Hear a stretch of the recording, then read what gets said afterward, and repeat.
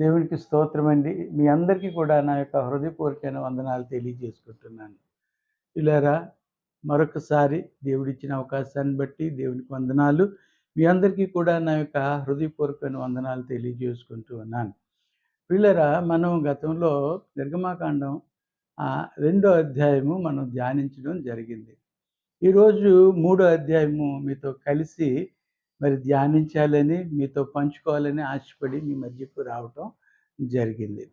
ప్రియులారా, ఈ యొక్క అధ్యాయము మనం చూసినట్లయితే చాలా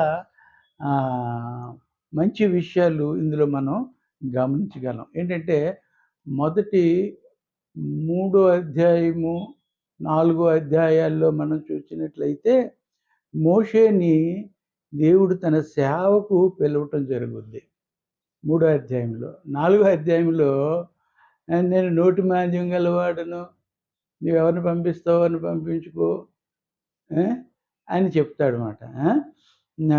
కాబట్టి ఈ అంటే మారం చేస్తాడు. 4వ అధ్యాయంలో దేవుడు ఆయన్ని బుజ్జగించడం చూస్తాం. ఇదే 3వ అధ్యాయంలో చూసినట్లయితే దేవుడు తనెవరో తన్ను తాను ప్రజలకు ప్రత్యక్షపరచుకోవడం 3వ అధ్యాయంలో చాలా ప్రాముఖ్యమైన విషయం ఇది 3వ అధ్యాయంలో. కనుక వీళ్ళారా, ఈ యొక్క అధ్యాయం 22 వచనాలు గలది. ఈ 22 వచనాలని కూడా మనకి సులువుగా అర్థం కావాలని దీన్ని 6 భాగాలుగా చేయటం జరిగింది. మొదటి భాగం మనం చూసినట్లయితే మొదటి వచనం. మొదటి వచనంలో ఏం చూస్తామంటే, మోషే మిద్యాను అరణ్యంలో మామ గొర్రెలను కాయటం చూస్తాం. అలాగే రెండో భాగం 2వ వచనం నుంచి 8వ వచనం. అలాగే పిల్లారా, మూడో భాగం 9వ వచనం నుంచి 12వ వచనం చూసినట్లయితే దేవుడు మోషేను ఫరో వద్దకు పంపించుట చూస్తాం. 4వదిగా చూసినట్లయితే దేవుని నామమును తెలియజేయటము చూస్తాం. తర్వాత 5వదిగా చూసినట్లయితే ఫరోకి, ఇజ్రాయేలీయుల వారికి దేవుని యొక్క ప్రణాళికను, ఆయన చేయబోతున్న పనిని తెలియజేయడం చూస్తాం. 6వదిగా చూసినట్లయితే 3వ అధ్యాయము 20, 22 తప్పక ఐగుప్తు దాస్యం నుండి మిమ్మల్ని విడిపిస్తాను, మీరు ఒట్టి చేతులతో రారు అని చెప్పడం చూస్తాం. కాబట్టి ప్రియులారా, మనం ఈ ధ్యానించడానికి ముందుగా మొదటి వచనము చదువుకొని ప్రార్థన చేసుకుని ముందుకు సాగిపోదాం. మోషే మిద్యాను యాజకుడైన యిత్రో అను తన మామ మందను మేపుచు ఆ మందను అరణ్యము అవతలకు తోలుకొని దేవుని పర్వతమైన హోరేబుకు వచ్చెను. ప్రార్థన చేసుకుందాం. మహోన్నతుడు, మమ్మల్ని మిగిలిగా ప్రేమించిన మా పరమ తండ్రి, వేలాది స్తుతులు, స్తోత్రాలు, వందనాలు చెల్లించుకుంటున్నాం. ప్రభా, చదవబడిన లేఖన భాగం ద్వారా నాతోను మాతోను మాట్లాడండి. ప్రభా, లోతైన విషయాలు మా ప్రభా, మంచి మా జీవితాలకు సరిపోయే చక్కటి మా ప్రభా పాఠాలు మాకు నేర్పించమని ప్రభా, నా తండ్రి, మీ కృప, మీ సన్నిధి మా ప్రభా మాకు తోడుగా ఉంచండి. మా కుటుంబాలకు నా తండ్రి, మా ప్రభా, నా తండ్రి, మీ దీవెన, మీ ఆశీర్వాదం, మీ కాపుదల, మీ భద్రత దయచేయండి. మా ప్రభా, మీ సంరక్షణలో, మీ యొక్క పోషణలో ఎదుగుచున్న మేము మీకు కృతజ్ఞులమై జీవించుటకు సహాయం దయచేయండి. ఈరోజు మేము ధ్యానించునే ఉన్న ఈ యొక్క వాక్య భాగాన్ని ప్రభా యొక్క 3వ నిర్గమాకాండము అధ్యాయాన్ని ధ్యానిస్తుంటుండగా నీ దాసుని మరుగుపరుచుకుని ప్రభువా, నీ మాటలే, నీ స్వరమే మాకు వినిపింప చేయమని, మీ కృప మాకు తోడుగా ఉంచమని యేసుక్రీస్తు నామంలో ప్రార్థించి స్తుతించి వేడుకుంటున్నాం తండ్రి. ఆమేన్. ప్రియులారా, మనం గమనించి చూసినట్లయితే ఇక్కడ మొదటి వచనంలో ఏముందంటే, మోషే మిద్యాను యాజకుడైన యిత్రో అను తన మామ మందను మేపుచు అన్నాడు. ఇక్కడ యిత్రో అన్నాడు. ఆ ముందు భాగంలో 2వ అధ్యాయంలో రఘుయేలు అన్నాడు. యిత్రో అన్నా రఘుయేలు అన్నా ఒకటే. అరణ్యము దాటి వెళ్ళాడు, హోరేబునకు వచ్చాడు. దేవుని కొండ అంటే సీనాయి కొండ. దాన్నే హోరేబు కొండ అని కూడా అంటారు. కాబట్టి అక్కడికి వచ్చాడు. పిల్లారా వచ్చినప్పుడు అసలు ఈ మోషే ఎక్కడ ఐగుప్తు దేశంలో ఫరో ఆస్థానములో ఆ రాజభవనములో సుఖ సౌఖ్యాలు అనుభవిస్తూ ఎంతో మరి గారంగా పెరిగినటువంటి వాడు కదండి. అటువంటి వాడు ఇప్పుడు మిద్యానారణ్యంలో హోరేబు కొండ దగ్గర గొర్రెలను కాసుకుంటూ ఉన్నాడు. ఎంత జ్ఞానం కలిగిన వాడు, ఎంత విద్యా నైపుణ్యం కలిగిన వాడు, సకల శాస్త్రాలను ఎరిగినటువంటి వాడు, ఎంతో విద్యను అభ్యసించినటువంటి వ్యక్తి జ్ఞానము ఇక్కడ ఎందుకు కొరగాలేదు. గొర్రెలు కాసుకున్నవాడుగా ఉన్నాడు. చూడండి ప్రియులారా, మనము ఎంత చదువుకున్నాము, అంత చదువుకున్నాము, మేము ఇంతటోళ్ళము అంతటోళ్ళమని గర్వించడానికి తగదు. ఎందుకంటే దేవుడు చూసేది నీ లోక పరిజ్ఞానం కాదు, లోక జ్ఞానం కాదు, దైవికమైన జ్ఞానం కలిగి ఉన్నావా లేదా అంటాడు. చూడండి, అంత జ్ఞానం ఉన్నవాడిని, అంత చదువుకున్నవాడిని ఇక్కడ గొర్రెలు కాసుకున్నవాడిగా చేశాడు. కాబట్టి ప్రియులారా, ఎప్పుడు ఎవరి పరిస్థితి ఎలా మారుతుందో మనం చెప్పలేమండి. ఊహించరాని సంఘటనలు మన జీవితాల్లో జరుగుతూ ఉంటాయి. కాబట్టి ఎన్ని శ్రమలు వచ్చినా, ఎన్ని బాధలు వచ్చినా, ఎన్ని ఇక్కట్లు వచ్చినా వాటన్నిటినీ మంచి వివేకము కలిగి, నిగ్రహ శక్తి కలిగి మనం ముందుకు సాగిపోవాలి. అంతేగాని కుమిలిపోకూడదు, బెదిరిపోకూడదు, బలహీనపడకూడదు. కొంతమంది శ్రమలు వచ్చాయంటే తట్టుకోలేక ఆత్మహత్య చేసుకున్న వాళ్ళు ఉన్నారు. కానీ అంతటి స్థితి నుంచి గొర్రెలు కాసుకునే స్థితికి వచ్చిన మోషే ఏమనుకోవాలి? అయ్యో, నా ప్రజలు నేను రక్షించాలని, వారిని యొక్క బానిసత్వం నుంచి తప్పించాలని నేను ఆశపడి చేశాను, నాకు ఈ పరిస్థితి ఏర్పడింది అని. అందుకే మనం ఏం చేయాలి? దేవుని పనైనా, అది మంచిదైనా, అది అనేకులకు ప్రయోజనకరమైన దేవుడు చెప్తేనే చేయాలి. Unless until God permits you should not go forward అంటాడు కదండి. అంతే, దేవుడు మనం చేస్తున్న పనికి ఆయన అనుమతి ఇచ్చినట్లయితే ఆయన మనతో ఉంటాడు. He will be with us అంటాడు. కాబట్టి ఆయన యొక్క చిత్తం కొరకు, ఆయన యొక్క ప్రణాళికను కొరకు కనిపెట్టాలి. కానీ తొందరపడ్డాడు మోషే. కాబట్టి తన తొందర, తన కోపము తనని ఏ స్థాయికి దిగజార్చిందో మనం చూస్తున్నాం కదా వీళ్ళారా. కాబట్టి కొన్నిసార్లు తొందరపాటు నిర్ణయాలు తీసుకోకూడదు. మనకి కోపము రాకూడదు, వచ్చిన పాపము చేయకూడదు అంటాడు. కోపము వచ్చిన సూర్యాస్తమయం లోపే అది పోవాలి, సమాధానం పొందాలి అంటారు. కాబట్టి ఆ కోపం వలన ఆ స్థాయికి వచ్చాడండి. ఈ గొర్రెలను కాయటం ఎందుకు అనేది మనం ఒకసారి ఆలోచించినట్లయితే, ఆ యొక్క అరణ్య మార్గంలో తన ఎన్నుకున్న ప్రజలు, తన నిబంధన ప్రజల్ని నడిపించడానికి ఆ యొక్క గొర్రెలను, గొర్రె పోతులను అంటారు కదండి, పొట్టేళ్ళను. వాటి స్వభావం తిరగబాటు చేసే స్వభావం ఉంటుంది వాటికి. చూడండి, గొర్రెపోతు దెబ్బలాడుకుంటూ ఉంటాయి, చూసారా? గమనించారా? కాబట్టి వాటికి తిరగబాటు చేసే గుణం ఉంది.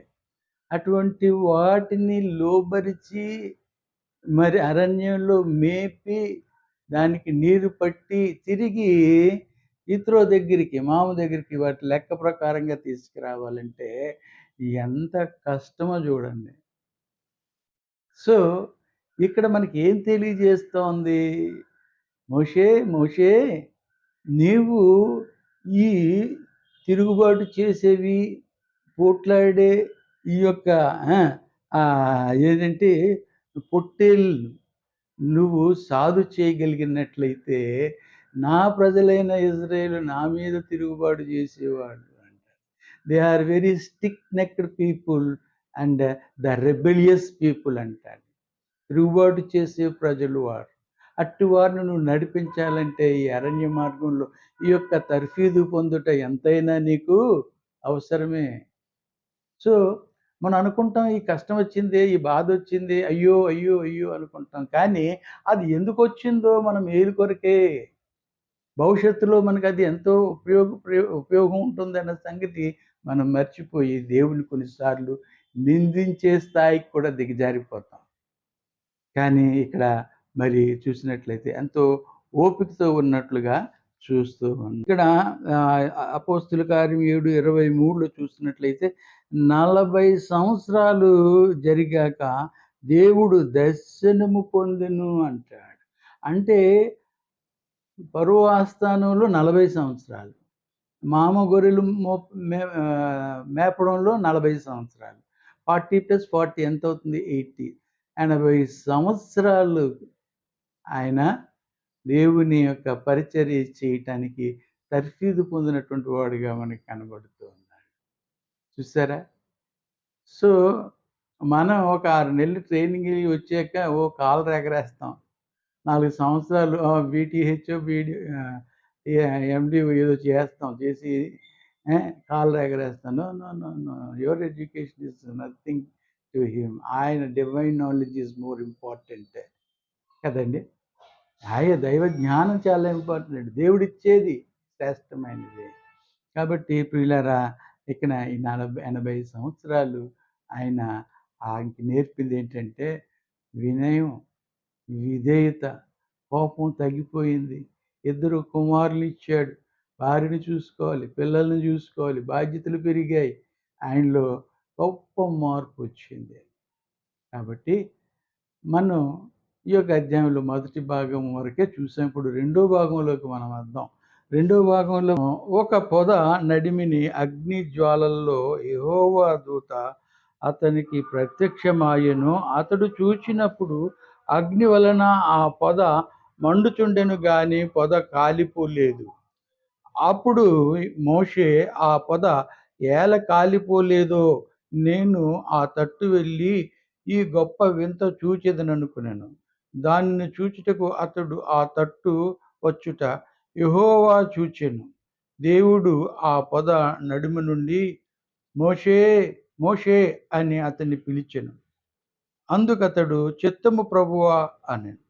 అందుకాయన దగ్గరికి రావద్దు, నీ పాదముల నుండి నీ చెప్పులు విడువుము, నీవు నిలిచియున్న స్థలము పరిశుద్ధ ప్రదేశము అనెను.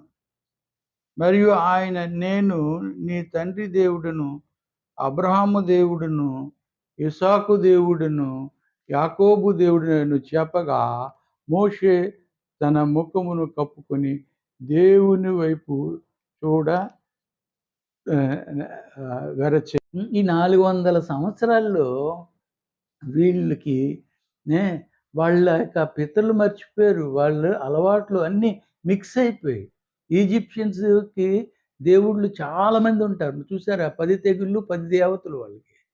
కాబట్టి అనేక మంది దేవతలు, వారి కల్చరు, వాళ్ళ బిహేవియరు, వాళ్ళ ఆచారాలు, అలవాట్లు వీళ్ళు కూడా మెల్లిగా వీళ్ళ మీద ప్రభావితం చేసింది. అందుచేత ఒక రకమైన మిక్స్డ్ కల్చర్ వచ్చేసింది. మరి యోసేపు చనిపోయాడు. మరి అన్నదమ్ములు చనిపోయారు. యాకోబు చనిపోయాడు. ఆ పాత తరం అంతా చనిపోయారు. రాను రాను కొత్త తరం వచ్చింది. ఆఖరికి వారు పితరులను కూడా ఎరగనిటువంటి వారు. వారి యొక్క దేవుణ్ణి కూడా ఎరగని స్థితిలో, దిగజారిన స్థితిలో ఉన్నారు. అందువలన వారు అనేకమైన శ్రమలు, బాధలకు, మరి ఇక్కట్లకు మరి వారు గురవటం జరిగింది. అందుకే ఇక్కడ 6వ వచనంలో ఏమంటాడు? నీ తండ్రి దేవుడును అన్నాడు. తర్వాత నీ తండ్రి ఎవరు? మోషే తండ్రి ఎవరు? అబ్రాహాము కదా. కానీ నీ తండ్రి దేవుడును, అబ్రహాము దేవుడును, ఇస్సాకు దేవుడును, యాకోబు దేవుడును అని చెప్పగా అన్నాడు. అంతవరకు వారికి దేవుడెవరో తెలీదు. మేము హెబ్రీలోను మాత్రం వాళ్ళకి తెలుసు. కాబట్టి అక్కడేంటి గొప్ప సంగతేంటి దేవుడు తన్ను తాను ఆ ప్రజలకి పరిచయం చేసుకుంటున్నాడు. ఎంత ఆశ్చర్యకరమైన విషయం అండి. కారణం ఏంటంటే వారి యొక్క జ్ఞానము సహజంగా చెప్పాలంటే మానవ జ్ఞానము పరిమితమైనది. దేవుని జ్ఞానము అపరిమితమైనది అంట. మనము ఫినిట్ అంటారు. God is a infinite God అంటారు. ఆయనకి హద్దులు లేవు. ఆయనకి పరిమితి లేదు. మానవ జ్ఞానము దేవుడిని తెలుసుకోవటానికి ఎంత ప్రయత్నం చేసినా తెలియకనే అనేక దేవుళ్ళొచ్చారండి. మనం చూసినట్లయితే అపోస్తల కార్యం 17వ అధ్యాయంలో చూసినట్లయితే వారు తెలియని దేవుడు అని బలిపీఠం మీద రాశారు. తెలియని దేవుడని. సో, తెలియక అనేక దేవుళ్ళని వారు కొలుస్తూ వచ్చారు. నిజమైన దేవుడిని నేనే, నీ తండ్రి దేవుడును, అబ్రహాము దేవుడును, ఆ! ఇస్సాకు దేవుడును, యాకోబు దేవుడును అనేసరికి మోషే వెంటనే ఆ తల్లి చెప్పింది గదా! అబ్రాహాం గురించి వీళ్ళకి తెలుసు. మిగతా వాళ్ళందరూ మర్చిపోవచ్చు గానీ, మోషే మర్చిపోలేదు. వెంటనే ఏం చేసాడు? ఆ! చూడండి ఏం చేసాడు? మోషే తన ముఖము కప్పుకొని దేవుని వైపు వెరచెను అన్నాడు. భయపడ్డాడు. దేవుని ముఖం చూసినోళ్ళు ఎవరు బ్రతకరు. చనిపోతారు అంటూ అన్నాడు. కాబట్టి ఇక్కడ వచ్చి ఆ పొద దగ్గరికి వెళ్ళాడు. విచిత్రంగా ఉందే! ఆశ్చర్యంగా ఉందే! అక్కడ మంట కనబడుతూ ఉంది. There is a flame. The bush is not burned. ఆ యొక్క పొద కాలిపోలేదు. ఇంతగా ఉంది, ఆశ్చర్యంగా ఉంది. ఏంటి చూద్దామని ముందుకెళ్ళిపోయాడు. ముందుకెళ్ళిపోతే ఆశ ఉంది, ఆసక్తి ఉంది. ఇక్కడ మనం గమనించవలసిందేంటంటే, దేవుడు మోషేకు ఆ పొదలో ఎందుకు దర్శనమిచ్చాడు అని గమనించి చూచినట్లయితే, ప్రియులారా, మోషేకు తన ప్రజల పట్ల ప్రేమ ఉంది. దేశభక్తి ఉంది. వారిని ఎలాగైనా విమోచించాలని అనుకున్నాడని మనం చూసాం. హెబ్రీ పత్రికలో 11వ అధ్యాయంలో చూసాం కదండీ! ఆ! కానీ అక్కడ మనం చూసినట్లయితే ఆ యొక్క ఇంట్రెస్ట్ ఆయనకుంది కాబట్టి, ఆ యొక్క ఆశ ఉంది కాబట్టి, అట్టి ప్రేరేపణ గలవాడు కాబట్టి, దేవుడు అతనికి దర్శనమిచ్చాడు. అయితే వెంటనే ఇవ్వలేదు. ఈ 80 సంవత్సరాలు అయిన తర్వాత, ఆయన్ని లొంగదీసిన తర్వాత, ఆయనకి ట్రైనింగ్ ఇచ్చిన తర్వాత, అప్పుడు ఆయన దర్శనం ఇచ్చాడు. ఇంత వేగమే మనకి దేవుని దర్శనం. చాలా మందిగా మనకు అక్కడ కనపడ్డాడు, ఇక్కడ కనపడ్డాడు, అది ఇది అని చెప్తే it's not that much easy అండి. ఆయన ఎటువంటి గొప్ప దేవుడండి బాబు. మహోన్నతమైన దేవుడు. ఆయన దర్శనం పొందడం అంటే ఆషామాషా. ఆ! ఆ! ఏలీ దినాలలో అస్సలు ఆ దర్శనమే దొరకలేదు. బాలుడైన సమూయేలుకి దొరికింది. It is not that much easy. కాబట్టి దేవుడు పొదలో కనబడి ఆయన ఈ మోషే నీ చెప్పులు విడిచి నేనుండు స్థలము పరిశుద్ధ. That is the first word uttered in the Bible, holy అన్నది మనం గమనించినట్లయితే. దేవుడే చెప్తున్నాడు. అది నేనుండు స్థలము పరిశుద్ధ స్థలం. ఈ చెప్పులు విడిచిపెట్టన్నాడు. ఇక్కడ మన చెప్పులు అంటే మనం మన ప్రవర్తనకి అది సాదృశ్యంగా ఉంది. ప్రసంగి గ్రంథం 5వ అధ్యాయంలో అంటాడు, జ్ఞాని అయిన సొలొమోను చక్కటి మాట అంటాడు. నీవు దేవుని మందిరానికి వెళ్ళేటప్పుడు నీ ప్రవర్తన సరిజూసుకో అంటాడు. కదండీ! ఎలా పడితే అలాగెళ్ళిపోకు. వలలో చెయ్యి వేయకు. ఒకసారి నిన్ను నువ్వు పరీక్షించుకో. సెల్ఫ్ ఎగ్జామ్ చేసుకో. దేవుని మందిరానికి వెళ్తున్నావు. నీ గత వారం అంతట్లో నువ్వేం చేసావో ఏంటో అన్నీ దేవుని ముందు ఒప్పుకొని దేవుని దగ్గర పశ్చాత్తాపడి క్షమాపణ పొందుకొని అప్పుడు మందిరానికి వెళ్ళి ఆయన బలలో అంత నిష్టగా జరిగేది పూర్వం దినాల్లో. ఇప్పుడు అంతా క్యాజువల్ అయిపోయిందండి. అచ్చే అస్సలు అలాగే మరి జీవితాలు కూడా అలాగే ఉన్నాయి. అప్పుడోళ్ళు అంత నిష్టగా ఉన్నారు. అంత పవర్‌ఫుల్‌గా ఉండేవారు వాళ్ళు. ఏదైనా అలాగ నిమిషంలో జరిగిపోయేది. దేవుడు కార్యం చేసేవాడు వాళ్ళ ద్వారా. నీవు పరిశుద్ధంగా ఉంటేనే నిన్ను వాడుకుంటాడు దేవుడు. నువ్వు కంచంలో మంచి ఆ! ఆహ్, ఏమంటారు పాయసం ఇచ్చినా, ఆ గిన్నె సరిగ్గా లేకపోతే తింటావా నువ్వు? గిన్నె శుభ్రంగా నువ్వు తిన్న ఆహారమే గిన్నె శుభ్రంగా ఉండాలంట. గ్లాస్ 10 సార్లు తోముకుంటావు. ఆ! ఏ? గిన్నె 10 సార్లు తోముకుంటావు. శుభ్రంగా ఉండాలి. నువ్వు తినే ఆహారం కడుపులోకి వెళ్తుంది. బహిర్భూమికి పోయేదానికే నువ్వెంత చేస్తున్నప్పుడు పరలోక రాజ్యానికి వెళ్ళవలసిన నువ్వు ఇంకెంత పరిశుద్ధంగా ఉండాలి. ఇంకెంత పవిత్రంగా ఉండాలి. నేనన్నానని బాధపడకండి. సత్యం ఇది. పరలోకం అంటే అంత ఆషామాషి కాదండి. ఏమనుకుంటున్నారు పరలోకం అంటే? బాప్తిజం తీసుకొని ఆ! ఎళ్ళిపోతామే పరలోకానికి అంటే అవ్వదు. ప్రభువా! ప్రభువా! అని పిలిచి ప్రతివాడు పరలోక రాజ్యానికి వెళ్ళడని సూటిగా ఆ! బల్లగుద్ది చెప్తున్నాడు. కాబట్టి ప్రియులారా చాలా జాగ్రత్తగా 80 ఇయర్స్ పట్టింది మోషేకి దర్శనం ఇవ్వటం కొరకు. దర్శనమిచ్చి ఏమంటున్నాడో చూడండి. ఏ నేనుండు స్థలము పరిశుద్ధ స్థలము. నీ చెప్పులు విడిచిపెట్టు. నీ ప్రవర్తన మార్చుకో. నీ జీవితం మార్చుకో. నీ అలవాట్లు మార్చుకో. అయితే ఇక్కడ ఏమంటున్నాడు? ఆయనుండు స్థలము పరిశుద్ధ స్థలము. నీ చెప్పులు విడిచిపెట్టు అన్నప్పుడు ఆయన మరి చెప్పులు విడిచిపెట్టి వెళ్ళినట్లుగా మనం చూస్తాం. పిల్లరా మరొక మాట మనం చూద్దాం. అక్కడ ఇంగ్లీష్‌లో ఏమన్నాడంటే ద ఏంజెల్ ఆఫ్ గాడ్ అన్నాడు. లార్డ్ అన్నాడు. ఏంజెల్ ఆఫ్ గాడ్ అని ఒక చోట రాయబడింది. అంటే ఇది ఎవరో కాదు. యేసు ప్రభు అని కొంతమంది బైబిల్ పండితులు చెప్తున్నారు. ఇక్కడ గమనించవలసిందంటే ఎల్ఓఆర్‌డి లార్డ్ అని ఫుల్ క్యాపిటల్స్‌లో ఉంటే అది మరి దేవునికి చెందిందని, దైవత్వానికి చెందిందని ఎల్ఓఆర్‌డి క్యాపిటల్ ఎల్ ఉండి ఓఆర్‌డి అన్నది స్మాల్ లెటర్స్‌లో ఉందనుకోండి. అది క్రీస్తుకు సంబంధమైనది గాను భావించొచ్చు. అది కొందరి అభిప్రాయం అది. కాబట్టి ప్రియులారా ఇక్కడ యేసుక్రీస్తు ప్రభువారే అక్కడ మాట్లాడినట్లుగా మరి కొందరు మరి కానీ కొన్ని చోట్ల ఏముందంటే యెహోవా దేవుడు అన్నట్లుగా చెప్తూ ఉన్నారు. సరేలెండి. ఇక్కడ మనం ముఖ్యంగా చెప్పాలంటే త్రిత్వం గురించి చాలా అది మిస్టరీ. చాలా డిబేట్ ఉంది. వాటి గురించి మనం పోవద్దు. ఇక్కడ మనకి చెప్పింది ఏమంటున్నాడంటే 4వ వచనంలో దానిని చూచుటకు అతడు వెళ్ళినప్పుడు ఆ! యెహోవా చూచెను అన్నాడు. దేవుడు ఆ పొద నుండి మోషేతో మాట్లాడాడు. అంటే యెహోవాయే మాట్లాడాడు. తండ్రి అయిన దేవుడే మాట్లాడాలని వాక్యానుసారంగా మనం ఇక్కడ చూస్తూ ఉన్నాం. కాబట్టి ఆయన మాట్లాడుతూ అన్నాడు కదా!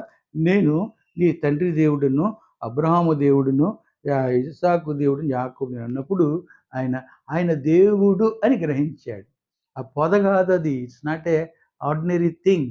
అందులోంచి మాట్లాడింది దేవుడు అని ఎప్పుడైతే విన్నాడో వెంటనే ఎందుకు ముఖం దాచుకున్నాడు? దేవుని చూచిన ఏ నరుడు కూడా బతకలేదు అన్నాడు. ఆ మాట మనం చూద్దామా? నిర్గమకాండంలోని ఆ మాట రాశారు. చూద్దాం ఆ మాట. 33 అధ్యాయము బహుశా 20వ వచనంలో అనుకుంటాను. అక్కడ ఏమని రాశాడంటే మోషే యెహోవాతో మాట్లాడినప్పుడు ఆయన అంటాడు కదా! మరియు ఆయన అంటే యెహోవా నీవు నా ముఖము చూడజాలవు. ఏ నరుడును నన్ను చూచి బ్రతుకడనెను అన్నాడు. ఏ నరుడు నన్ను చూచి బ్రతుకడు అంటున్నాడు. కాబట్టి సామాన్యం గాదు. ఏ అలాగే మనం చూసినట్లయితే మానోహ కూడా అదే మాట అంటాడు. న్యాయాధిపతులు 13 అధ్యాయము అక్కడ అంటాడు 22 వచనంలో అంటాడు. ఆయన యెహోవా దూత అని మానోహ తెలుసుకొని మనము దేవుని చూచితిమి గనుక మనము నిశ్చయముగా చనిపోవుదమని తన భార్యతో అనగా అన్నాడు. దేవుని చూడడం అంటే అంత ఆషామాషి కాదండి. ఏ ప్రియులారా మరొక మాట మనం చూద్దాము. అలాగే మొదటి యోహాను పత్రిక 4వ అధ్యాయంలో ఒక మాట రాయబడి 4వ అధ్యాయము 12వ వచనంలో ఏ మానవుడును దేవుని ఎప్పుడునూ చూసి ఉండలేదు అంటున్నాడు. ఏ మానవుడు ఎప్పుడు కూడా దేవుని చూసి ఉండలేదు అంటున్నాడు. చూసారా పిల్లరా? మరొక మాట మనం చూద్దాం. మరొక మాట యోహాను సువార్త 5:37లో మనం చూద్దాం. శాస్త్రులు పరిసయ్యులతో ఆయన మాట్లాడుతూ అంటాడు కదా, ఏ కాలమందైనను ఆయన స్వరము వినలేదు, ఆయన స్వరూపము చూడలేదు అంటాడు. మరియు నన్ను పంపిన తండ్రియే నన్ను గూర్చి సాక్ష్యమిచ్చుచున్నాడు.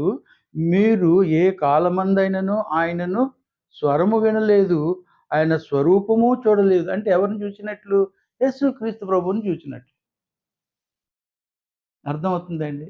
దేవుని చూచిన ఆయన అందుకే తిమోతి పత్రికలో అంటాడు, 6:16 అంటాడు, సమీపింపరాని తేజస్సులో ఆయన మాత్రమే వసించుచు అమరత్వము గలవాడై ఉన్నాడు. మనుషుల్లో ఎవడునూ ఆయనను చూడలేదు. మనుషుల్లో ఎవరు ఆయన చూడలేదండి. మరి ఎవరు చూశారు? చూడలేదు. ఎవడునూ చూడనేరడు. చూడనేరడు. It is highly impossible to see the creator అని అంటూ అన్నాడు. ఎవరు రాస్తున్నారు? తిమోతికి రాస్తూ పౌలు చెప్తున్న మాట ఇది. తిమోతు తన ప్రియ సహోదరుడు, తన కుమారుడు అంటాడు. నిజమైన కుమారుడికి ఆయన గైడెన్స్ ఇస్తున్నాడు. Is giving a knowledge about the God. దేవుని గురించిన జ్ఞానంతో ఆయన్ని ఎక్విప్ చేస్తూ ఉన్నాడు అన్నాడు. ఆయన ఘనతయు శాశ్వతమైన ప్రభావమును కలిగియుండునుగాక ఆమేన్ అంటూ ఉన్నాడు. కాబట్టి పిల్లారా, దేవుని దర్శనం రావటం అంత ఆషామాషి కాదు. కాబట్టి పిల్లారా, మనం ఇక్కడ గమనించవలసింది ఏంటంటే, ఇలాగ మరి 7వ వచనంలో మనం చూసినట్లయితే ఏమంటాడంటే, నా ప్రజల మొర వింటిని, వారి బాధ చూచి తిని, వారి దుఃఖము తెలిసేయున్నది కనుక ఆకాశము నుండి దిగి వచ్చి తిని మోషే అంటూ ఉన్నాడు. 8వ వచనంలో, ఆ దేశములో నుండి విశాలమైన మంచి దేశమునకు, అనగా కానానీయులు, హిత్తీయులు, అమోరీయులు, పెరిజీయులు, హివ్వీయులు, యెబూసీయులు నివాస స్థానమైన పాలు తేనెలు ప్రవహించు దేశమునకు వారిని నడిపించుటకు దిగి వచ్చి ఉన్నాను అంటున్నాడు. ఈ 6 జాతుల వారిని ఉంటున్న ఆ స్థలాన్ని అదేట పాలు తేనెలు ప్రవహించే స్థలం అంటాడు. అక్కడ ప్రియులారా గమనించి చూసినట్లయితే అది దాన్ని పాలు తేనెలు ప్రవహించే దేశం అంటే ఒక అలంకార రూపంగా మాట్లాడాడు. పొయిటిక్ వర్డ్ అంటారు ఇంగ్లీష్లో. కాబట్టి అక్కడ మరి సారవంతమైన నేల, ఫలభరితమైన నేల, మంచి నేలగా ఆయన చెప్తూ ఉన్నాడు. అంటే పాలు తేనెలు అంటే పాలు అలా ప్రవహిస్తాయని కాదు. చక్కటి సారవంతమైన నేల, మీరు సమృద్ధి అయిన పంటను భుజించటానికి మంచి నీరు సేద్యం కలిగిన ప్రాంతమని అక్కడ చెప్తూ ఉన్నాడు. మన గతంలో చూసాం కదా, అబ్రహాము బావులు తవ్వాడు కదా, ఇస్సాకు కూడా బావులు తవ్వాడు కదా. ఎంత చక్కటి జలం వచ్చింది వాళ్ళకి. That is a promised land. అబ్రహాముకి, ఇస్సాకుకి, యాకోబుకి ఆయన చేసిన వాగ్దాన భూమి అది. 15వ అధ్యాయంలో చెప్తాడు కదా ఆ భూమి. 12వ అధ్యాయంలో కూడా మాట చెప్తాడు. 7వ వచనం 8వ వచనం అనుకుంటాను, ఈ భూమిని నీకు ఇస్తాను అంటూ ఉన్నాడు. కాబట్టి అది వాగ్దాన భూమిని నేను నడిపించడానికి వాళ్ళని వచ్చాను. ఏదైతే నేను 15వ అధ్యాయం ఆదికాండంలో నేను ఏదైతే ప్రామిస్ చేశానో ఆ యొక్క ప్రామిస్ ఫుల్ఫిల్ చేసుకోవడానికి నేను ఇక్కడికి వచ్చాను అంటాడు. ఆదికాండం 15:13లో చూసినట్లయితే, నీ సంతతి వారు తమది కాని పరదేశమందు నివసించి ఆ దేశపు వారికి దాసులుగా నుందురు. వారు 400 ఏండ్లు వీరిని శ్రమ పెట్టుదురు. మీరు ఎవరికి దాసులగుదురో ఆ జనమునకు నేనే తీర్పు తీర్చెదను. తరువాత వారు మిక్కిలి ఆస్తితో బయలుదేరి వచ్చేదురు. అంటే తీసుకొస్తాను, తీర్పు తీరుస్తాను అన్నాడు. ఇక్కడ ఈ మాట చాలా శ్రేష్టమైన విలువైన మాట అండి. ఎందుకు ఆ మాట అన్నాడంటే, మోషేను ఫరో దగ్గరికి పంపించడం అనేది చూస్తున్నాడు. కాబట్టి నేను దిగి వచ్చాను. 9 నుంచి అంటాడు, ఇశ్రాయేలీయులు నిజముగా నా యొద్దకు చేరినది, ఐగుప్తీయులు వారిని పెట్టిన హింస అని కూడా మాట్లాడుతున్నాడు. హింస చూచితిని కాబట్టి రమ్ము, నిన్ను ఫరో యొద్దకు పంపెదను. ఇజ్రాయేలీలైన నా ప్రజలను నీవు ఐగుప్తు నుండి తోడుకొని పోవలెను. ఒక పనిని అప్పగిస్తూ ఉన్నాడు. పొద దగ్గర దర్శనమిచ్చి ఆయన్ని మార్చిన తర్వాత అప్పుడు ఆ పనిని ఆయనకి అప్పగిస్తూ ఉన్నాడు. అందుకు మోషే, నేను ఫరో యొద్దకు వెళ్ళుటకు ఇజ్రాయేలీలను ఐగుప్తులో నుండి తోడుకొని పోవుటకును ఏపాటి వాడను నీ దేవునితో అనగా అన్నాడు. 11వ వచనంలో దేవునితో నేనేపాటి వాడిని. అంత జ్ఞానం ఉంది, వివేకం ఉంది, చాలా శాస్త్రాలది జ్ఞానం పొందాడు, రాజభవనంలో ఉండి మంచి విలికాడు, బలవంతుడు, నేనేపాటి వాడును అంటున్నాడు. ఎంతగా తగ్గించుకుంటున్నాడు. అంతకు మునుపు లేదా తగ్గింపు, ఇప్పుడు వచ్చింది తగ్గింపు. When you feel zero you will be hero, when you feel hero you will be zero అని మనం సాధారణంగా చెప్పుకుంటాం కదా. సో తగ్గింపు, నేనేపాటి వాడున్నాడు. ఇక్కడ ఇంకొక పదం ఉంది మాట. ఎందుకంటే ఫరో చంపేస్తాడేమో అని భయం. నేను చేసిన హత్య విషయం తెలిసిపోయిందిగా, నేను వెళ్తే నేను చంపేస్తాడని భయం కూడా ఉంది. కాబట్టి వెళ్ళటానికి ఇష్టపడ్డావు. కాబట్టి ఇక్కడ గమనించేది ఏమంటాడు, నేను ఏపాటి వాడును అంటే 12వ వచనంలో అంటాడు, ఆయన నిశ్చయముగా నేను నీకు తోడే ఉందును, నేను నిన్ను పంపితుననుటకు ఇది మీకు సూచన. నీవు ఆ ప్రజలను ఐగుప్తులో నుండి తోడుకొని వచ్చిన తరువాత మీరు ఆ పర్వతం మీద దేవుని సేవించెదరు అన్నాడు కదండి. అదే అపోస్తుల కార్యంలో ఒక మాట మనం చూద్దాం. అక్కడ ఏమంటాడంటే 7:7లో ఒక మాట అంటాడు, చూద్దాం. మరియు దేవుడు ఏ జనమునకు వారు దాసులై యుందురో ఆ జనమును నేను విమర్శ చేయుదుననియు అన్నాడు. అంటే ఐగుప్తీయులకు విమర్శ చేయుదుననియు, తీర్పు తీరుదుననియు, ఆ తరువాత వారు వచ్చి ఈ చోట నన్ను సేవించుదురని చెప్పాను. ఎక్కడట? నన్ను సేవించుదురు అంటున్నాడు. ఇక్కడ ఏం చెప్తూ ఉన్నాడు? 12వ వచనంలో అంటాడు, నీవు ఆ ప్రజలను ఐగుప్తు నుండి తోడుకుని వచ్చిన తర్వాత మీరు ఈ పర్వతం మీద దేవుని సేవించెదురు, అంటే నన్ను సేవించెదురు అని అపోస్తుల కార్యం 7:7లో ఉంది. అక్కడ యేసు ప్రభు అని అర్థమిచ్చేటట్టుగా ఉంది.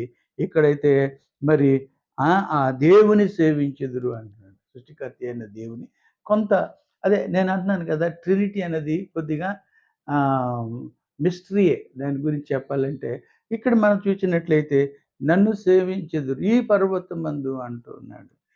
ఈ పర్వతం హోరేబు పర్వతం అంటారు. అదే దేవుని పర్వతము, ద మౌంట్ ఆఫ్ గాడ్ అంటారు, సీనాయి పర్వతము అంటారు, లేక హోరేబు పర్వతం మీద నన్ను మీరు సేవిస్తారు, ఇది నీకు గుర్తు అంటూ ఉన్నాడు. అలాగని చెప్పి నచ్చజెప్తాడు. నేనేపాటి వాడను అని అన్నందుకు ఇదంతా చెప్పి ఆయనకి ఒప్పిస్తాడు. తర్వాత 13వ వచనం, మోషే చిత్తగించుము, నేను ఇశ్రాయేలు యొద్దకు వెళ్ళి వారిని చూచి మీ పితరుల దేవుడు మీ యొద్దకు నన్ను పంపినని వారితో చెప్పగా వారు ఆయన పేరేమి అని అడిగిన ఎడల వారితో నేనేమి చెప్పాలని దేవుని అడిగాను అంటున్నాడు. అందుకు దేవుడు నేను ఉన్నవాడను అనువాడునై ఉన్నానని మోషేతో చెప్పాను. మరియు ఉండునను వాడు మీ యొద్దకు నన్ను పంపినని నీవు ఇశ్రాయేలీయులతో చెప్పవలెను. అక్కడ అర్థం ఏంటంటే నేను ఉన్నవాడను, సెల్ఫ్ ఎగ్జిస్టింగ్ గాడ్ అంటాడు. కాబట్టి పిల్లరా, యోహాను సువార్త 5:26లో కూడా దేవుడు అదేం చెప్తున్నాడు, నాది నుంచి ఉన్నవాడు అంటాడు. ఐఎమ్ బీయింగ్ అంటాడు. నేను ఉన్నవాడను, నాట్ ఫ్రమ్ ద బిగినింగ్, ఆది యందు అని కాదు. ఆది అంటే ప్రారంభము, ఇన్ ద బిగినింగ్ అంట. But not in the beginning, before the beginning he was there. దానినే బిగినింగ్కి ముందున్న కాలాన్ని ఏమంటారంటే అనాది. అంటే ఆదికి ముందు అనాది, అనాది కాలమున ఉన్నటువంటి వాడే అంటూ ఉన్నాడు. ఆయన స్వయంభవుడు అంటాడు. నేను ఉన్నవాడను అనువాడను అంటే ఐఎమ్ సెల్ఫ్ ఎగ్జిస్టింగ్ గాడ్ అంటాడు. ఆ మాటకి యోహాను సువార్త 5:26లో అంటాడు, తండ్రి ఎలాగూ తనంతట తానే జీవము గలవాడై ఉన్నాడో అలాగే నా కుమారుడును తనంతట తానే జీవము గలవాడై ఉన్నాడనుటకు కుమారునికి అధికారము అనుగ్రహించెను అంటాడు. తండ్రి ఆయనే, కుమారుడు ఆయనే, ఇద్దరూ కూడా సెల్ఫ్ ఎగ్జిస్టింగ్ గాడ్స్. అంటే వారికి జీవము కలిగినటువంటి వారికి తండ్రి లేడు. ఇప్పుడు మీరు ఏమనుకుంటారంటే యేసు ప్రభు కుమారుడు అంటే యెహోవాకి భార్య ఉంది, భార్యకి పుట్టినోడు ఈయనని చాలామంది పొరబడుతూ ఉన్నారు. గలతీ అధ్యాయంలో క్షమించండి, గలతీ 4వ అధ్యాయంలో ఉన్న మాటను బట్టి పరమందున్న భార్య అంటే అక్కడ సరిపోల్చాడు. ఎవరెవరికి? షారాకిని, హాగర్ని సరిపోలుస్తూ చెప్పిన మాట. పొయిటిక్ వర్డ్ అంటారు, అలంకార రూపంగా చెప్పాడు తప్ప నిజంగా అక్కడ యెహోవాకి భార్య లేదు. వారికి వారు they are not having a physical body, the spirit beings అంట. ఆత్మ కలిగినటువంటి వారు. ఆత్మకు శరీరం ఉండదు. శరీరం ఉంటేనే ఆడ మగ తేడా తెలుస్తుంది తప్ప శరీరం లేకపోతే ఆడ మగ తెలియదండి. కాబట్టి వారికి అక్కడ సెల్ఫ్ ఎగ్జిస్టింగ్ గాడ్ ఆయన, ఆది నుంచి ఉన్నవాడైన ఆయన సృష్టి ఆరంభించిన వాడు ఆయనే. కాబట్టి నేను అంటాడు ఉన్నవాడని అన్నాడు, అంటే ఆది అనాదిగా ఉన్నటువంటి వాడు. అందుకే అంటాడు ప్రియులారా, గమనించి చూడండి, సామెతలు 8:23లో ఒక చక్కటి మాట మనం చూద్దాం. అనాది కాలము మొదలుకొని మొదట నుండి భూమి ఉత్పత్తి అయిన కాలమునకు పూర్వము నేను నియమింపబడి తిని అంటాడు. నేను నియమింపబడి తిని అన్నాడు. చూడండి ఆ మాట ఎంత చక్కగా ఉంది. అనాది కాలం అంటే కాలానికి ముందు మొదలుకొని, అంటే బిఫోర్ ద బిగినింగ్, మొదటి నుండి భూమి ఉత్పత్తి కాలమునకు పూర్వము, ఉత్పత్తి కాలమునకు పూర్వము, before the creation of the world అంటాడు. కాలమునకు పూర్వము నేను నియమింపబడి ఉండితిని అంటాడు. ఎబ్రీ పత్రిక 10:10లో మనం చూసినట్లయితే 10:5లో ఒక మాట అంటాడు, కాబట్టి ఆయన ఈ లోకమందు ప్రవేశించినప్పుడు ఈలాగు చెప్పుచున్నాడు, బలియు అర్పణయు నువ్వు కోరలేదు కానీ నాకొక శరీరము అమర్చితివి అంటున్నాడు. ఆయన మరియ గర్భానికి పుట్టక మునిపే ఆ ఫీటస్ అన్నది, దాన్ని తెలుగులో ఏమంటారు, పిండం అన్నది already it was created by God before the foundation. FSC పత్రికలో చూసినట్లయితే ఇంకా చక్కగా చెప్తారు. కాబట్టి సమయం లేదు కనుక పిల్లరా మనం ముందుకు పోదాం. అనాది కాలంలో ఉన్నటువంటి వాడు, దాన్నే సెల్ఫ్ ఎగ్జిస్టింగ్ గాడ్ అంటారు. కాబట్టి పిల్లరా 2 తిమోతి పత్రిక 1:9లో మాట చూద్దాం. అక్కడ ఏమంటున్నాడు, మన క్రియలను బట్టి కాక తన స్వకీయ సంకల్పము బట్టి అనాది కాలముననే క్రీస్తు యేసునందు మనకు అనుగ్రహింపబడినది అంటున్నాడు. క్రీస్తు యేసును మన రక్షకుని ప్రత్యక్షత వలన బయలుపరచబడినది అయిన ఈ కృపను బట్టి మనలను రక్షించి పరిశుద్ధమైన పిలుపుతో ఆయన మనలను పిలిచెను. ఆ క్రీస్తు యేసు మరణమును నిరర్ధకము చేసి జీవమును అక్షయతను సువార్త వలన వెలుగులోనికి తెచ్చెను అంటున్నాడు. అంటే క్రీస్తు యేసునందు అంటున్నాడు, క్రీస్తు యేసునందు మనకు అనుగ్రహింపబడినది అంట, అనాది కాలముననే అంటున్నాడు. Before the creation, before the foundation of the earth and everything అంటాడు. అందుకే అంతవరకు ఎందుకండి, మనం చూసినట్లయితే ఆదికాండం 1వ అధ్యాయంలోనే మనకు ఆ మాటలకి అందదు. మన స్వరూపమందు అంటాడు, మన పోలిక చొప్పున మన మన మన ఈజ్ దేర్. అంతకు మునుపంతా కూడా ప్రజలకు ఏం తెలిసేదంటే అబ్రహాము దేవుడు, యాకోబు దేవుడు, ఇస్సాకు దేవుడు అని చెప్పుకునేవారు. కానీ పేరు అనేది పూర్తిగా తెలియదు. ఎప్పుడైతే తన్ను తాను బయలుపరుచుకున్నాడో చూడండి, ఇజ్రాయేలీలతో చెప్పబడెను నేను ఉన్నవాడను అని చెప్పడానికి. ఇది ఉన్నవాడు అనే సెల్ఫ్ ఎగ్జిస్టింగ్ బీయింగ్ గురించి మనం ఇంతవరకు చెప్పుకున్నాం. మరియు దేవుడు మోషేతో ఇట్లా నేను మీ పితరుల దేవుడైన యెహోవా అనగా అబ్రాహాము దేవుడు, ఇస్సాకు దేవుడు, యాకోబు దేవుడు నైనా యెహోవా, అయిన యెహోవా ఇప్పుడు చెప్తున్నాడు. అయిన యెహోవా మీ యొద్దకు నన్ను పంపనని నీవు ఇశ్రాయేలుతో చెప్పవలెను. ఆ! నిరంతరము నా నామము ఇదే, తరతరములకు ఇదే నా జ్ఞాపకార్థ నామము అంటున్నాడు. సో, ఆ పేరు తరతరములకు ఇప్పటికి కూడా యెహోవాయే. తరతరములకు యెహోవాయే నా నామం అంటూ ఉన్నాడు. యెహోవా రఫా, యెహోవా నిస్సి, ఇలా ఇవన్నీ కూడా ఆ నామ నామాన్ని బట్టి, నామధేయం బట్టి వారి యొక్క పనిని కూడా అక్కడ మనం చూడగలం. సమయం లేదు గనుక ముందుకు పోదాం. కాబట్టి ప్రియులారా, తరతరములకు నా పాట యెహోవాయే. అందుకే ఇంగ్లీష్‌లో జెహోవా అంటారు. ఏ జె ఏ అన్నది ఇంగ్లీష్ వారు పలకలేరు. ఏ అన్నది. జే పలుకుతారు. యెహోవా అంటారు. యెహోవా. యేసు అన్న పదానికి యేసు అనలేరు. జీసస్ అంటారు. కాబట్టి యా అన్నది వారు పలకడం కష్టం. అందుకే యెహోవా అని జెహోవా అని పెట్టారు. కాబట్టి అది తరతరములకు నా నామం అని చెప్పాడు. 16వ వచనంలో నీవు వెళ్లి ఇశ్రాయేలు పెద్దలను పోగు చేసి మీ పితరుల దేవుడైన యెహోవా అనగా అబ్రాహాము, ఇస్సాకు, యాకోబుల దేవుడు నాకు ప్రత్యక్షమై ప్రత్యక్షమై ఇట్లనెను, నేను మిమ్మును ఐగుప్తులో మీకు సంభవించిన దానిని నిశ్చయముగా చూచితిని.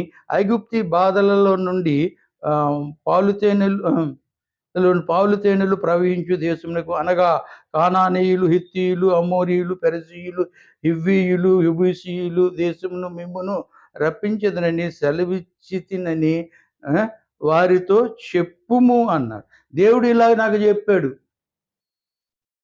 ఆయన పేరేంటని అడుగుతారా? మర్చిపోయారా దేవుళ్ళ గురించి? దేవుడినే మర్చిపోయారా? పితరులే మర్చిపోయారా? భాషే మర్చిపోయారా?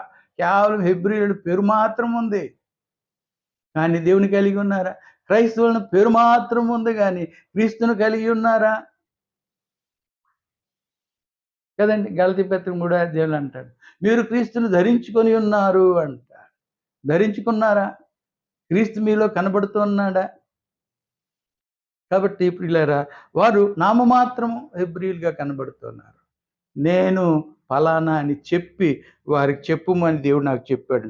18వ వచనమంట, వారు నీ మాట విందురు గనుక నీవును ఇశ్రాయేలీయుల పెద్దలను ఐగుప్తు రాజునొద్దకు వెళ్ళి అతన్ని చూచి హెబ్రీయుల దేవుడైన యెహోవా మాకు ప్రత్యక్షమాయెను గనుక మేము అరణ్యమునకు 3 దినముల ప్రయాణమంత దూరం పోయి మా దేవుడైన యెహోవాకు బలిని సమర్పించదుము సెలవిమ్మని అతనితో చెప్పవలెను అన్నాడు. నీవు ఈ పెద్దలు కూడా తీసుకొని ఆ పొరవ దగ్గరికెళ్ళి, దేవుడు నాకు ఈ మాటలు చెప్పాడు. మాకు దర్శనం ఇచ్చాడు.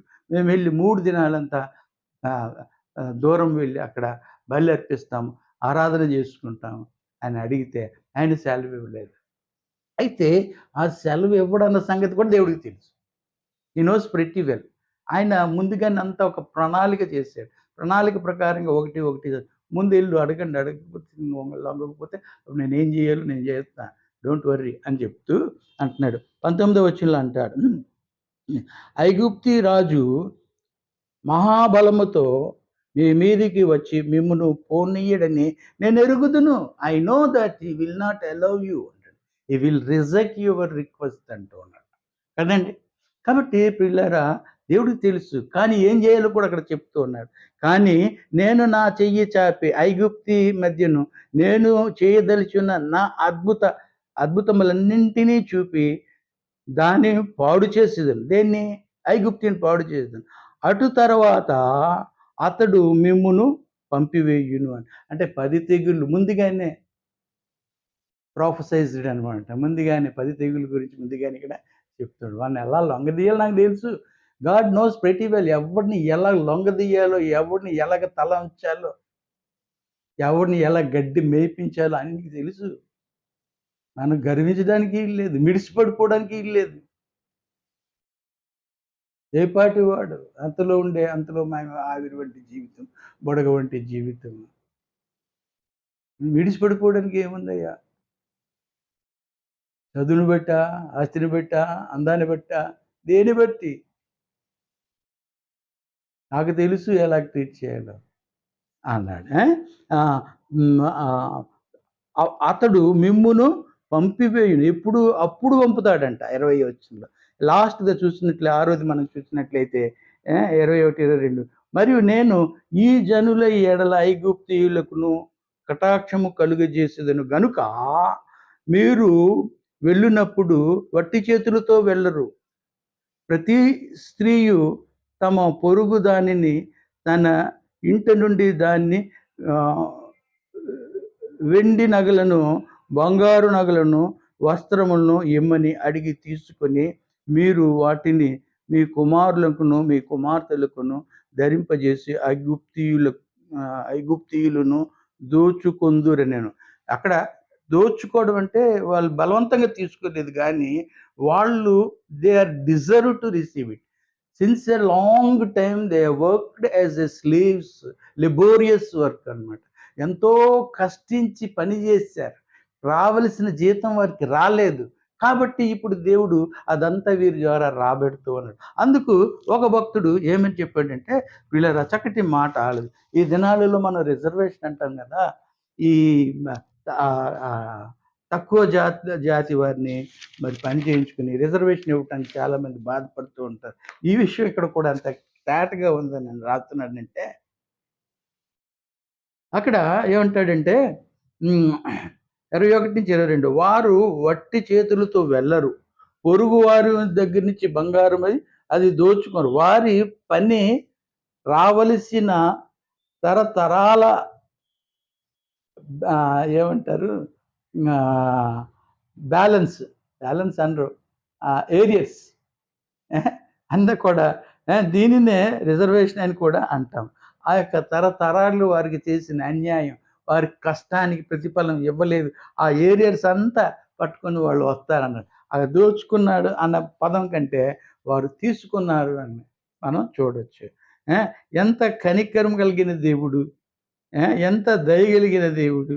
శ్రమలలో విడిచిపెట్టని దేవుడు. నీకు శ్రమల్లో వచ్చిన, కష్టంలో ఉన్నా, బాధలో ఉన్నా, ఇరుకులో ఉన్నా, ఇబ్బందులో ఉన్నా, వారంతా తిరుగుబాటు చేసినా వాళ్ళు మర్చిపోయారు దేవుడిని. దేవుడు ఎవరో తెలీదు వారు. అటువంటి పరిస్థితిలో ఉన్న వారిని తిరిగి ఆయన అబ్రహాముకి, ఇస్సాకుకి, యాకోబుకి ఆయన చేసిన ఆ వాగ్దానాన్ని నెరవేర్చుకొనుటకు వారి పట్ల కనికరం కలిగి వారిని విడిపించి తిరిగి తిరిగి కానాను దేశానికి నడిపించినట్లుగా చూస్తూ ఉన్నాం. అలాగే కీర్తన గ్రంథం 1:21లో చూసినట్లయితే ఇజ్రాయేలు కాపాడువాడు కునుకుడు నిద్రపోడండి. ఇజ్రాయేలుని కాపాడువాడు కునుకుడు నిద్రపోడు. ఎవరు ఎన్ని పన్నాగాలు పన్నినా, ఎన్ని ప్రణాళికలేసినా ఇజ్రాయేల్‌ని కాపాడువాడు దేవుడున్నాడు కనుక ఎవ్వరు ఏమి చేయలేరని చెప్తూ ఉన్నాడు. ఇజ్రాయేల్‌ని కాపాడువాడు కునుకుడు నిద్రపోడు. హార్ట్ ఎలాగైతే పని చేస్తుందో, అది గాని యాక్టివమైన పని అయిపోయినట్టే. అలాగే దేవుడు నిరంతరం మన కొరకు తండ్రి కుడి పార్శ్వము నుండి మన కొరకు విజ్ఞాపన చేస్తూ ఉన్న దేవుడు. కృప కలిగిన దేవుడు, దయగలి భయపడవలసిన పని లేదు. అయితే ఒకటి అలాగని మనం నిర్లక్ష్యంగా, నెగ్లెక్ట్‌గా ఉండకూడదు. దేవుడిని నిర్లక్ష్యంగా చూడకూడదు. దేవుని తీసుకట్టుగా చీప్‌గా చూడకూడదు. మనం చాలా జాగ్రత్త కలిగి ఉండాలంటాడు కదా! ఆ! తర్వాత 16వ వచనంలో అంటాడు, నేను చూచితిని అంటాడు. భయపడక విశ్వాసముతో కొనసాగాలని నేను కోరుకుంటున్నాను. నేను నీకు తోడుగా వస్తానంటున్నాను. The Immanuel God. మనతో ఉన్న దేవుడు. సదాకాలము మనతోనున్న దేవుడు అంటాడు. మత్తయి సువార్త 28 ఆ చివరి వచనంలో అంటాడు కదా! సదాకాలం he will be with us all the days of our life. కాబట్టి దేవుడికి భయపడొద్దండి. మంచిగా ఉండండి. బైబిల్ బాగా చదవండి. బైబిల్‌లో అమృత తుల్యమైన మాటలున్నాయి. అందుకే భక్తుడు దావీదంటాడు, కొవ్వు మెదడు దొరికినంతగా ఉందంటాడు. అంతగా హ్యాపీ ఫీల్ అవుతున్నాడు. ఈ బిర్యానీ కాదు, దమ్ బిర్యానీ కాదు, హైదరాబాద్ ఏది కాదండి. అంతకంటే శ్రేష్టమైనది ఈ ఆహారము మనకి జీవం ఇచ్చేది, నిత్య జీవానికి నడిపించేది, పరలోక రాజ్యానికి నడిపించేది. కాబట్టి అంటాడు, ఒకడు రొట్టె వలన కాదు గాని, దేవుని నోట నుంచి వచ్చే ప్రతి మాట వలన జీవించును అంటాడు. ఆ జీవం ఎటువంటిది? నిత్య జీవం. కనుక బైబిల్ శ్రద్ధగా చదవండి. దేవుని చిత్తమైతే త్వరలోనే 4వ అధ్యాయానికి కూడా వెళ్దాం. అక్కడ ఎంతగా మోషే మొరాయిస్తాడో చూద్దాం. చాలా బాగుంటది. తర్వాత ఎలా పంపిస్తాడనేది కూడా చూద్దాం. God bless you all. Thank you very much. ఇంత ఓపికగా విన్నందుకు మీ అందరినీ కూడా దేవుడు దీవించుగాక. Praise the lord.